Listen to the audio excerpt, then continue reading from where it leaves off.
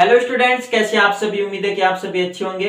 तो अपन last class में देखे थे जो भेड़ की नस्लें थी वो देखे थे।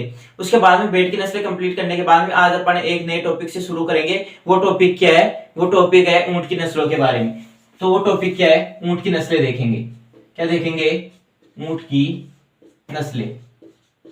अब ऊंट की नस्लें में नस्ल स्टार्ट करने से पहले अपन क्या देखेंगे? जो ऊंट की जो बेसिक जानकारी है, जो सामान्य जानकारी है, उसके बारे में अपन चर्चा करेंगे। फिर अपन एक एक जो नस्लें इसके अंदर उनके बारे में चर्चा करेंगे। जैसे कि इसमें 3-4 इंपोर्टेंट नस्लें हैं, जैसे मारवाड़ी वगैरह, जैसलमेरी ऊंट की, ये ज्यादा इंपोर्टेंट नस्लें हैं। इनको अपन क्या करेंगे? विस्तार से चर्चा करेंगे। तो अपन सबसे पहले देखते हैं ऊंट के बारे में बेसिक। अब ऊंट होते हैं, वो ऊंट कितने प्रकार के होते हैं? 2 टाइप के होते हैं। ये कितने टाइप के होते हैं? 2 टाइप। कितने टाइप्स के होते हैं? 2 टाइप्स के होते हैं। सबसे पहले कौन सा होता है? पहले नंबर पे होता है एक कुबड़ का ऊंट, एक कुबड़ वाला ऊंट। दूसरा कौन सा होता है? 2 कुबड़ वाला ऊंट, 2 कुबड़ वाला ऊंट। अब जो एक कुबड़ वाला ऊंट है उसके बारे में चर्चा करें, तो जो एक कुबड़ वाला ऊंट है उसके बारे में चर्चा करें तो इसका जो जूलॉजिकल नेम है वो क्या होता है? तो जूलॉजिकल नेम क्या होता है? किसकी बात करें? एक कुबड़ वाले ऊंट की बात करें तो एक कुबड़ वाले ऊंट का जो जूलॉजिकल नेम है, जो वैज्ञानिक नाम है, वो क्या है बच्चों? केमेलस। केमेलस, केमेलस डोमेडेरियन। केमेलस डोमेडेरियन किसका नाम है बच्चों? एक कुबड़ वाले ऊंट का नाम है। यदि आपको पूछे कि जो एक कुबड़ वाला ऊंट है उसका जूलॉजिकल नेम क्या है, तो क्या बताओगे? केमेलस डोमेडेरियन। इसका क्या है? ड्रोमेडेरियन इसका क्या है? वैज्ञानिक नाम है। इसके बाद में बात करें इसमें गुणसूत्र की, जो क्रोमोसोम नंबर है। वैसे तो जो 2 कुबड़ वाला और जो एक कुबड़ वाला ऊंट है उसके क्रोमोसोम जो गुणसूत्र संख्या है वो क्या होती है? सेम होती है। पर अपन इसको अलग अलग लिख लेते हैं। तो इसके क्रोमोसोम नंबर कितने होते हैं बच्चों? 74 क्रोमोसोम नंबर होते हैं। किसके? एक कुबड़ वाले की। बात करें इसकी फैमिली की, तो फैमिली क्या होती है बच्चों? इसकी फैमिली होती है कैमेलिडी। कैमेलिडी फैमिली होती है। इसके बाद में अपन बात करें 2 कुबड़ वाले ऊंट की। कौन से? 2 कुबड़ वाले ऊंट की। तो इसके अंदर जो जूलॉजिकल नेम है वो क्या है? Camelus Bactrian.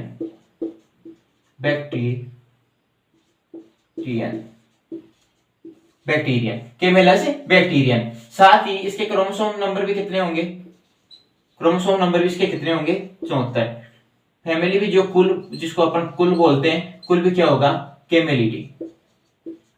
केमेलिडी मतलब कि इसके जूलॉजिकल नेम तो दोनों के अलग अलग है। फैमिली और क्रोमोसोम नंबर क्या है? जो एक कुबड़ वाला 2 कुबड़ वाला ऊंट है उनके दोनों के सेम होते हैं। क्या होते हैं बच्चों? सेम होते हैं। इसके बाद में बात करें, अब इन दोनों में जो कॉमन बातें हैं वो देखते हैं। जो एक कुबड़ वाला ऊंट है उसको प्रतिदिन कितना नमक देना चाहिए? साधारण नमक देना चाहिए। तो साधारण नमक देना चाहिए, नमक कितना देना चाहिए? कोई पूछे तो कितना देना चाहिए बच्चों? 75 से 150 ग्राम प्रतिदिन। कितना नमक देंगे? 75 से 150 ग्राम प्रतिदिन क्या देते हैं? उसको नमक देते हैं। किसको? ऊंट को। इसके बाद में बात करें ऊंट के दूध में, जो ऊंट का दूध है उसमें सर्वाधिक क्या पाया जाता है? तो विटामिन सी पाया जाता है। क्या पाया जाता है? विटामिन सी सर्वाधिक मात्रा में पाया जाता है। ऊंट के दूध में सबसे ज्यादा तत्व कौन सा पाया जाता है? विटामिन सी पाया जाता है। और नमक कितना देना चाहिए? 75 से 150 ग्राम नमक प्रतिदिन ऊंट को देना चाहिए। इसके बाद में इसमें नेक्स्ट देखेंगे, जो ऊंट है कि विश्व के अंदर सर्वाधिक ऊंट कहां पाए जाते हैं? विश्व की बात करें, विश्व में सर्वाधिक ऊंट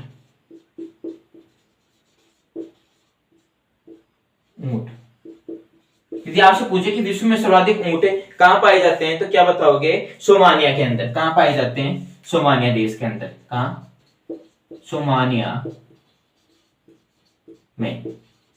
और भारत की बात करें तो विश्व के अंदर भारत कौन से स्थान पर है ऊंटों के मामले में, या ऊंटों में विश्व के अंदर जो भारत का कौन सा स्थान माना जाता है? तो 5वां स्थान। भारत का कौन सा स्थान है? 5वां। विश्व के अंदर भारत का ऊंट के मामले में कौन सा स्थान माना जाता है बच्चों? 5वां स्थान माना जाता है। इसके साथ ही बात करें कि यदि अपने बात करें भारत के अंदर कि भारत में सबसे ज्यादा ऊंट कहां पाए जाते हैं, तो भारत में बात करें, भारत में सबसे ज्यादा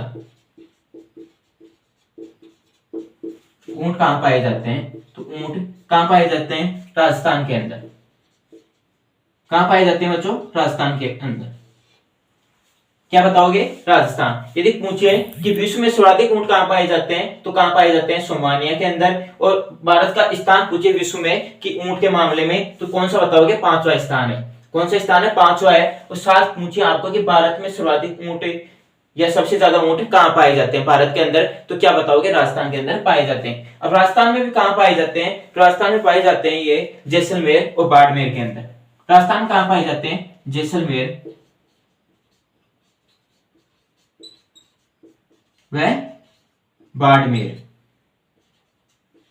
वह बाड़मेर। तो आप ये भी पूछ सकते हैं कि राजस्थान के अंदर भी कहां पाए जाते हैं, तो कौन सी जगह में पाए जाते हैं? जैसलमेर और बाड़मेर के अंदर पाए जाते हैं। कौन सी जिले में? जैसलमेर और बाड़मेर में राजस्थान के अंदर पाए जाते हैं। इसके बाद में नेक्स्ट बात करेंगे कि जो 2 कुबड़ वाले ऊंट हैं वो भारत में कहां पाए जाते हैं सबसे ज्यादा? तो 2 कुबड़ वाले ऊंट, 2 कुबड़ वाले ऊंट कहां की बात करें? भारत में। कि भारत में 2 कुबड़ वाले ऊंट कहां पाए जाते हैं? तो कहां पाए जाते हैं बच्चों? लद्दाख में। कहां पाए जाते हैं? लद्दाख, या फिर लद्दाख में पाए जाते हैं। इसको और क्या लिखते हैं? लद्दाख भी लिखते हैं। तो याद रखना, लद्दाख के अंदर 2 कुबड़ वाले ऊंट पाए जाते हैं। भारत में बात करें तो भारत में कहां पाए जाते हैं? 2 कुबड़ वाले ऊंट लद्दाख के अंदर पाए जाते हैं। इसके बाद में अपन बात करें कि इसको राजस्थान का राज्य पशु कब घोषित किया गया? जो ऊंट है, ऊंट को राजस्थान का राज्य पशु कब घोषित किया गया? तो कब घोषित किया गया? 30 कब घोषित किया गया बच्चों? 30 जून 2014 के अंदर। यदि आपसे पूछे कि जो ऊंट है, ऊंट को राजस्थान का राज्य पशु कब घोषित किया गया, तो क्या बताओगे? 30 जून 2014 को ऊंट को राजस्थान का राज्य पशु घोषित किया गया। अब ये तो क्या है? पशुधन के अंदर है। ये तो क्या है? पशुधन के अंदर राज्य पशु।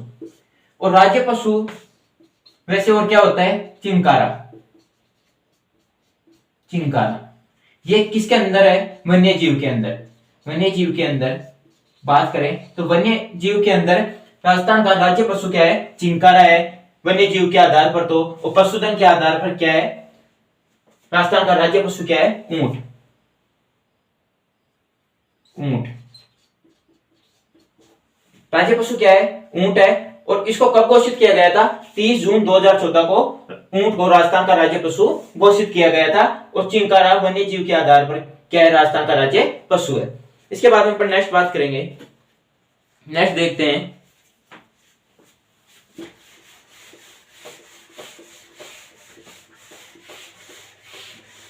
अब जो ऊंट है, ऊंट को क्या बोला जाता है? रेगिस्तान का जहाज भी बोला जाता है। ऊंट को क्या बोला जाता है बच्चों? रेगिस्तान का जहाज बोला जाता है।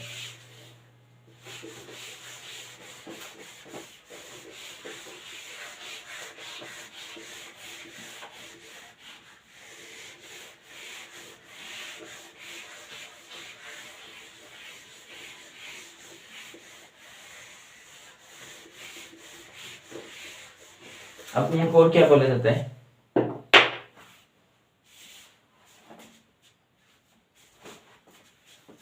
जो ऊंट है, ऊंट को और क्या बोलते हैं? ऊंट को रेगिस्तान का जहाज बोला जाता है। जहाज बोलते हैं। क्या करते हैं? जो ऊंट है, ऊंट को रेगिस्तान का क्या बोला जाता है? जहाज बोला जाता है। और ये एक शरद ऋतु में कितना किलोमीटर चल लेता है ऊंट? जो ऊंट की बात करें तो ऊंट एक शरद ऋतु में कितना किलोमीटर चलता है? 60 से 90 किलोमीटर।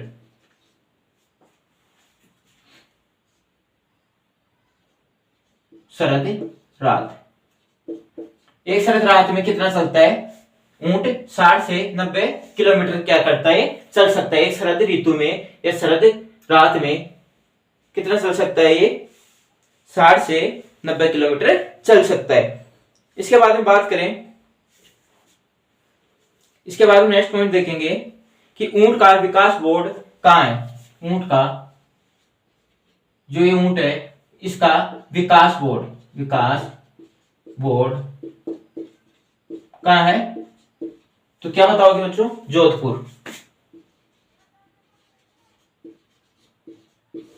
क्या है? जोधपुर। विकास बोर्ड की बात करें तो विकास बोर्ड क्या कहाँ है बच्चों? जोधपुर के अंदर विकास बोर्ड, ऊंट विकास बोर्ड जोधपुर के अंदर है। और ये एक शरद ऋतु में या शरद रात में, मतलब शरद रात में कितना किलोमीटर चल सकता है ऊंट? 60 से 90 किलोमीटर चल सकता है। और ऊंट को क्या बोलते हैं? रेगिस्तान का जहाज भी बोला जाता है। इसके बाद में बात करें कि राष्ट्रीय ऊंट अनुसंधान केंद्र कहाँ है? राष्ट्रीय ऊंट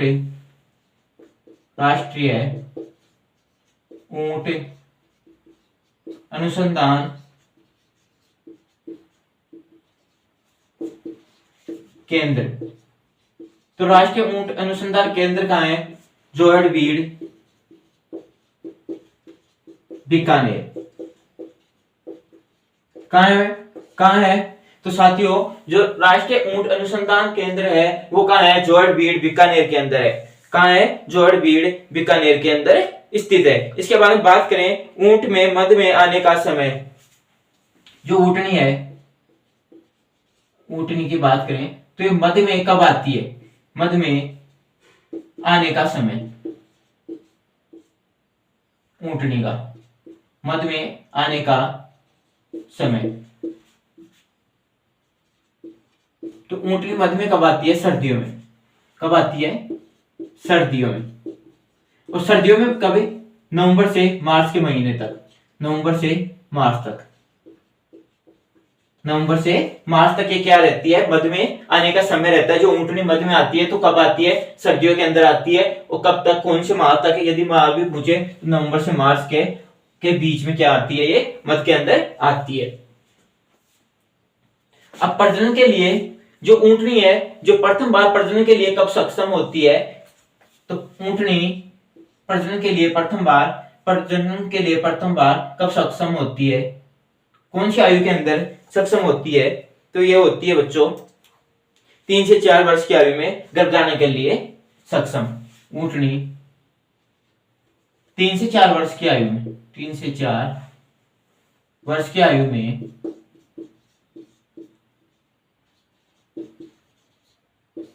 गर्भधारण के लिए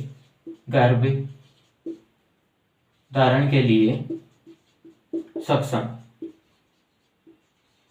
गर्भधारण के लिए प्रथम बार कब सक्षम होती है ऊंटनी? तो 3 से 4 वर्ष की आयु में प्रथम बार प्रजनन के लिए क्या हो जाती है? सक्षम हो जाती है। मतलब कि गर्भधारण के लिए ये सक्षम हो जाती है। इसके साथ ही बात करें ऊंट की बात करें।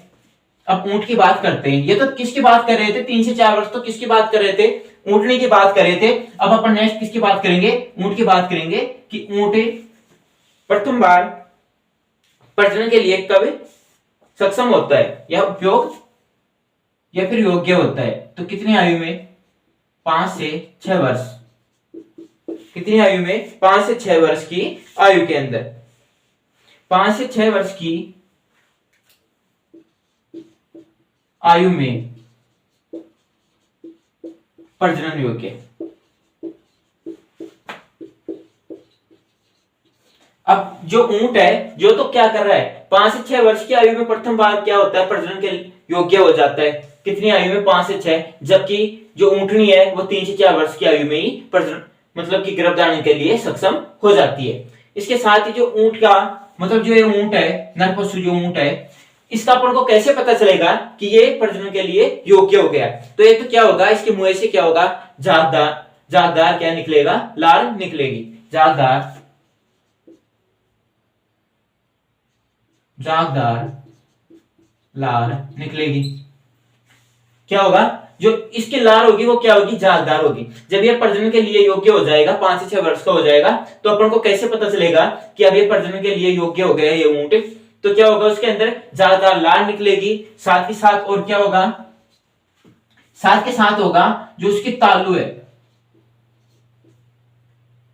क्या होगी, बाहर निकल जाएगी फूल कर, गुब्बारे की तरह, लार गुब्बारे की तरह, गुब्बारे की तरह तरह फूल कर क्या हो जाएगी, फूल कर बाहर दिखाई देगी।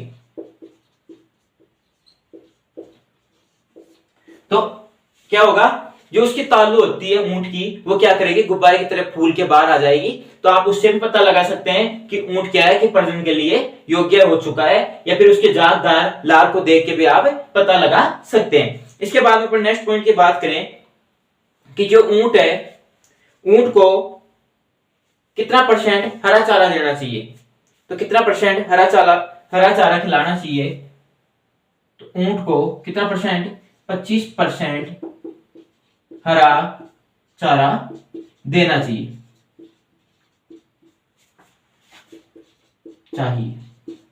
कितना %?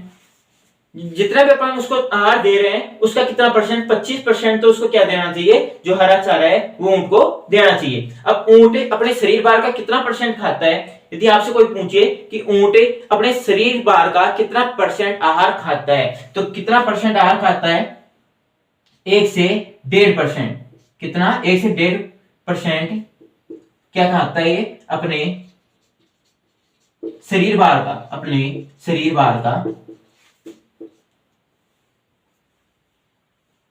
कितना % खाता है? 1 से 1.5% अपने शरीर भार का आहार खाता है, आहार खाता है।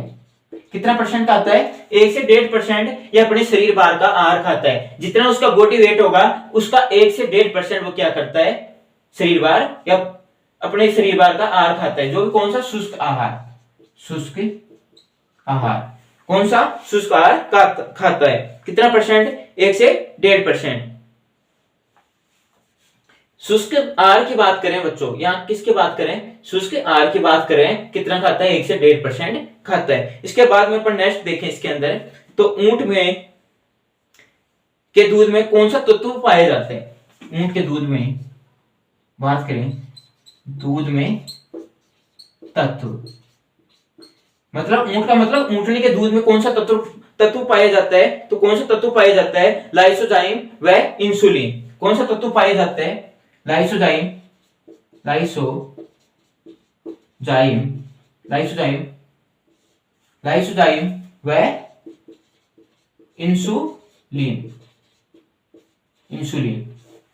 कौन कौन से तत्व पाए जाते हैं? यदि आपसे पूछे कि जो ऊंटनी है उसके दूध में कौन से तत्व पाए जाते हैं, तो लाइसोजाइम व इंसुलिन तत्व इसके दूध में पाए जाते हैं। इसलिए तो डॉक्टर जो मधुमेह रोग से जो ग्रसित जो मनुष्य है उसको क्या बताया जाता है, क्या बताया जाता है, ऊंटनी का दूध पीने के लिए बताया जाता है, क्योंकि उसके वो क्या करता है, इंसुलिन का कार्य करता है। क्या करता है वो? इंसुलिन का कार्य करता है, क्योंकि उसके अंदर उसके दूध में इंसुलिन पाई जाती है, साथ ही साथ लाइसोजाइम भी पाया जाता है। इसके बाद में नेक्स्ट बात करें कि एक बार में जो ऊंट है कितना लीटर पानी पी सकता है? एक बार में ऊंट कितना पानी पी सकता है? 135 लीटर। कितना? 135 लीटर क्या कर सकता है? पानी पी सकता है। 135 लीटर पानी पी सकता है, पानी पी सकता है। एक बार में 135 लीटर पानी पी सकता है ऊंट।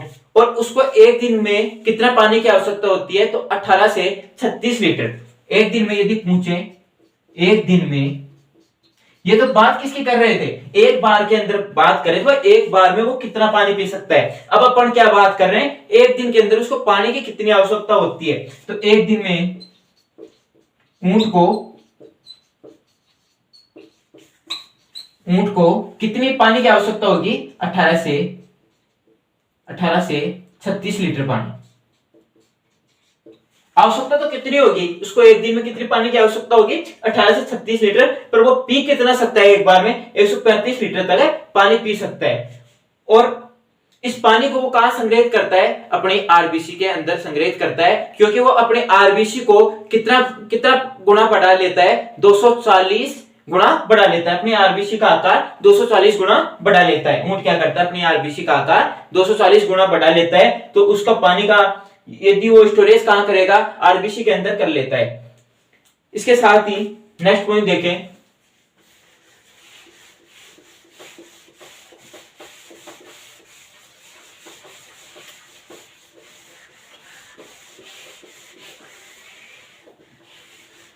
अब एक तो ये पॉइंट लिखना है कि जो ऊंट है उसका जो कुब्बड़ होता है उसकी ऊंचाई कितनी होती है और उसकी चौड़ाई, मतलब कि वो कितने घेरदार होता है, कितनी सेंटीमीटर घेरदार का होता है और उसकी ऊंचाई कितनी होती है।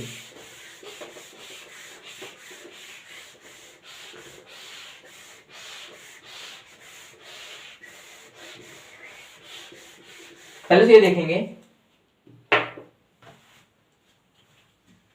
जो ऊंट है वो क्या करता है, ऊंट अपनी आरबीसी को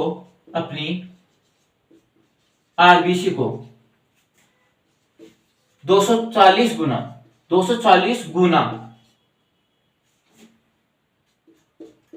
बढ़ा सकता है।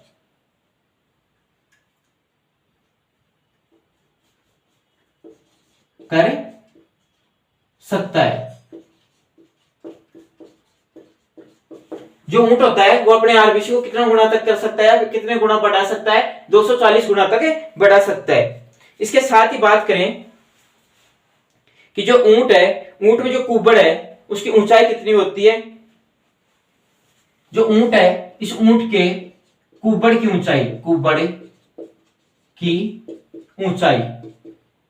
ऊंचाई की बात करें तो कुब्बड़ की ऊंचाई कितनी होती है, 50 सेंटीमीटर। कुब्बड़ की ऊंचाई की बात करें तो कितनी होगी, 50 सेंटीमीटर। और साथ ही साथ जो कुब्बड़ का की चौड़ाई, या तो बात करेंगे चौड़ाई, तो इसको क्या बोलेंगे, कितनी घेरदार होती है, कितनी घेरदार होती है। तो कितनी होती है बच्चों, 200 सेंटीमीटर। और कितनी घेरदार होती है, 200 सेंटीमीटर घेरदार इसका कुब्बड़ होता है और ऊंचाई उस कुब्बड़ की होती है 50 सेंटीमीटर। अब बात करें जो ये कुब्बड़ है उसके अंदर क्या पाया जाता है, तो वसीय जो ये कुब्बड़ होता है वो किससे मिलकर बना हुआ होता है, वसीय उत्तकों से मिलकर बना हुआ होता है। तो यहाँ पे ये एक लाइन और लिखना है कि जो कुब्बड़ है वो किससे बना हुआ होता है, वसीय उत्तकों से,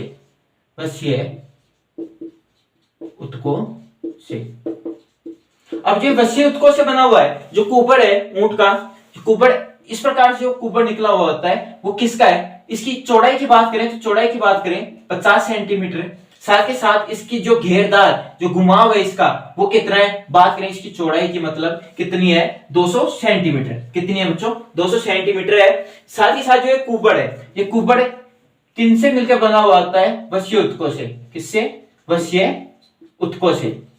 अब वसीय उत्तकों से बना हुआ है, इसका मतलब क्या है, इससे ये ऊर्जा प्राप्त करता है, ऊर्जा मिलती है। ऊंट को ऊर्जा कहां से मिलेगी, जो वसीय उत्तकों से जो कुब्बड़ है उससे क्या मिलती है, ऊर्जा मिलती है। किसको, ऊंट को, क्योंकि यहाँ ऊर्जा का क्या है, क्या होता है, यहाँ स्टोरेज होता है, मतलब कि स्टोर होता है कहां, वसीय उत्तकों की वजह से। वसीय उत्तक है से मिलकर बना हुआ है, तो यहाँ क्या है, ये ऊर्जा का स्रोत है। ऊंट के लिए ऊर्जा का स्रोत क्या है, कुब्बड़ है, जिससे क्या मिलती है, उसको ऊर्जा मिलती है। और इसकी जो ऊंचाई है इसकी, तो वो कितनी है, 50 सेंटीमीटर। और जो घेरा है इसका वो कितना है, 200 सेंटीमीटर घेरा होता है। इसके बाद में बात करें कि जो जो वजन ढोने वाला ऊंट होता है, वजन ढोने वाला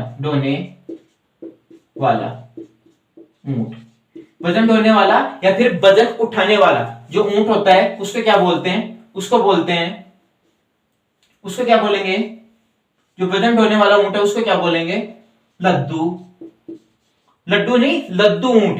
क्या बोलेंगे? लद्दू ऊंट बोलेंगे। और ये कितना क्विंटल? 3 से 4 क्विंटल वजन उठा सकता है। कितना क्विंटल? 3 से 4 क्विंटल तक वजन उठा सकता है। साथ ही जो सवारी ऊंट होता है, सवारी ऊंट। अब इस सवारी ऊंट को क्या बोलते हैं? सवारी ऊंट को क्या बोला जाता है? जो सवारी ऊंट होता है उसको क्या बोलेंगे? सवारी ऊंट को बोला जाता है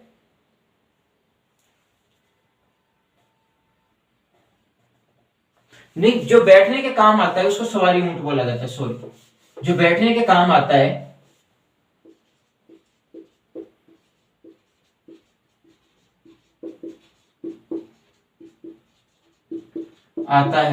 उसको सवारी ऊंट बोलते हैं। क्या बोलते हैं उसको? सवारी ऊंट।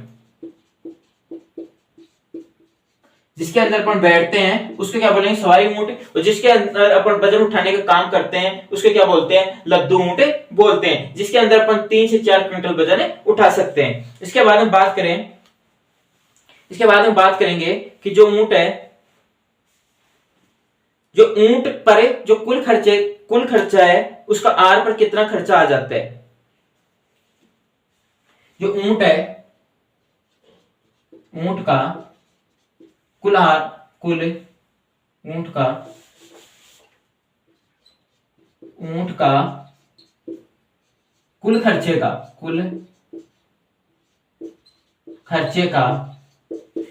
का कितना परसेंट बच्चों? कुल खर्चे का 60 से 70%। कितना? 60 से 70% खर्चा किस पर आता है? आहार पर आता है। आहार पर आता है। किस पर आता है? आहार पर आता है। ऊंट पर जो जितना अपन खर्चा करते हैं उसका 60 से 70% तो खर्चा किस पर आ जाता है? उसके आहार पर खर्चा आ जाता है। इसके बाद हम बात करें जो नवजात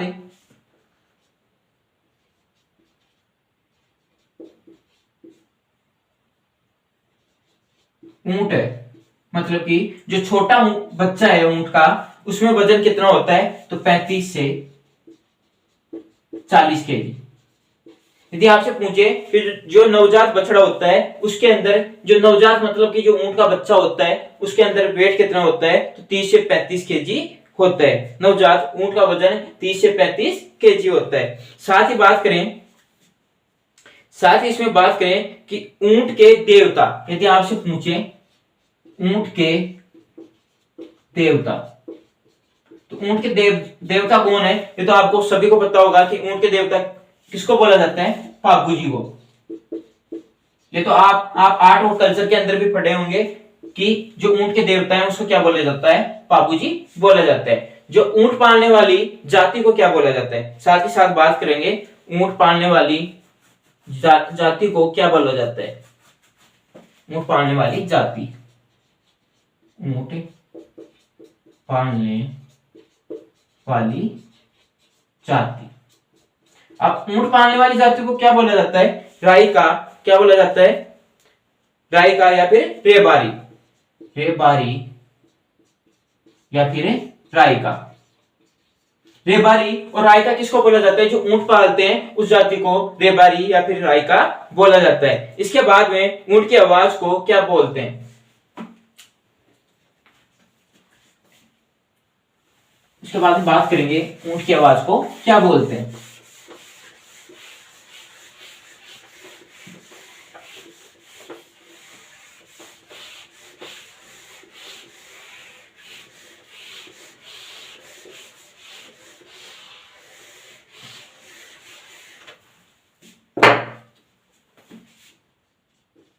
ऊंट की आवाज को क्या बोलते हैं? ग्रंटिंग बोलते हैं। मतलब कि गुरगुराना किसको बोलते हैं? जिसको ग्रंटिंग को क्या बोलते हैं? गुरगुराना बोलते हैं। और ये किसकी आवाज है? ऊंट की आवाज है। किसकी आवाज है? ग्रंटिंग किसकी आवाज है? ऊंट की आवाज होती है। साथ ही बात करें कि जो ऊंटनी है, जो ऊंटनी है ये क्या करती है? 2 वर्ष के अंतराल पर, कितने वर्ष के? 2 वर्ष के अंतराल पर बच्चा देती है। ये कितने वर्ष के अंतराल पर बच्चा देती है? देती है। तो यदि आपसे पूछे कि जो ऊंटनी है वो कितने वर्ष के अंतराल पर बच्चा देती है? 2 वर्ष के अंतराल पर। सामान्यतः तो जो अपनी गाय भैंस है वो 1 वर्ष के अंतराल में क्या करती है? बच्चा देती है। पर जो ऊंटनी है वो 2 वर्ष के अंतराल पर क्या करती है? बच्चा देती है। और इसकी आवाज को ग्रंटिंग बोलते हैं। साथ ही बात करें, साथ ही देखें जो प्रजनन के काम आने वाले ऊंट को क्या कहते हैं? जो प्रजनन के काम आता है उस ऊंट को क्या कहते हैं? जो प्रजनन के काम आने वाले ऊंट को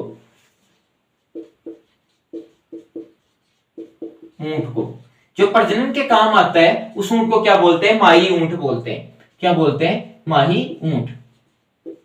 जो ओनली अपने किस काम में लेते हैं? उसको प्रजनन के काम में लेते हैं, उस ऊंट को क्या बोलेंगे? माही ऊंट बोला जाता है। और प्रजनन के लिए वो कौन सी उम्र में योग्य होता है?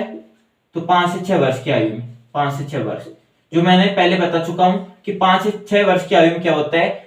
जो ऊंट होता है जो प्रजनन के लिए सक्षम होता है। और उस ऊंट को क्या बोलते हैं? जो प्रजनन के काम में लेते हैं उसको माही ऊंट बोलते हैं। इसके बाद में अपन बात करें,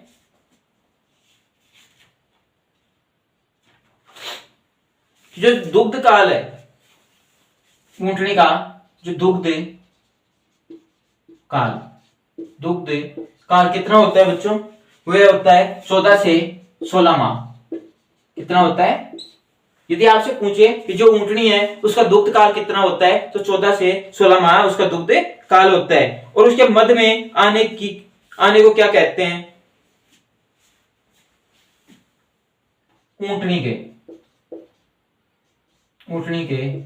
मध्य में आने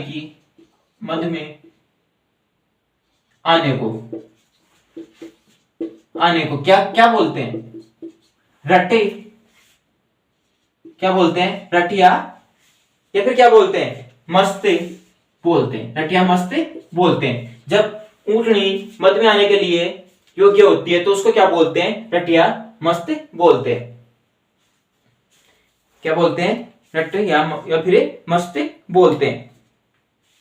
इसके बाद में बात करें जो ऊंटनी का दूध है ये क्या होता है? इससे दही नहीं बनाया जाता। ऊंटनी के दूध से क्या होता है? दही नहीं बनाया जाता। ये लिखना हो तो लिख भी सकते हो, मैं बोल रहा हूं ये सिर्फ ओनली ये चीजें आपको याद रखनी चाहिए कि जो ऊंटनी का दूध है उससे क्या नहीं करते? दही नहीं बनाया जाता।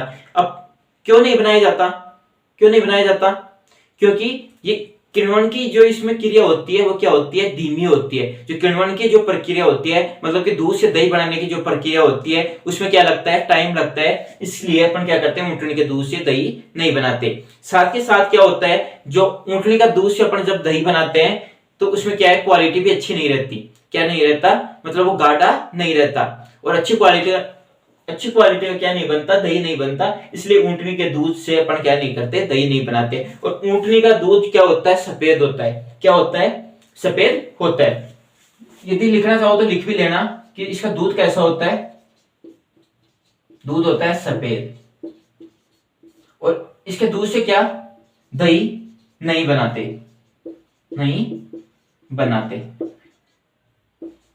अब क्यों नहीं बनाते वो तो मैंने बता ही दिया कि किण्वन की जो प्रक्रिया है वो क्या होती है? धीमी होती है। इसलिए क्या नहीं करते अपन? इससे दूध नहीं बनाते। और जो अच्छी क्वालिटी का दही भी नहीं बनता इसके ऊंटनी के दूध से, इसलिए नहीं बनाते।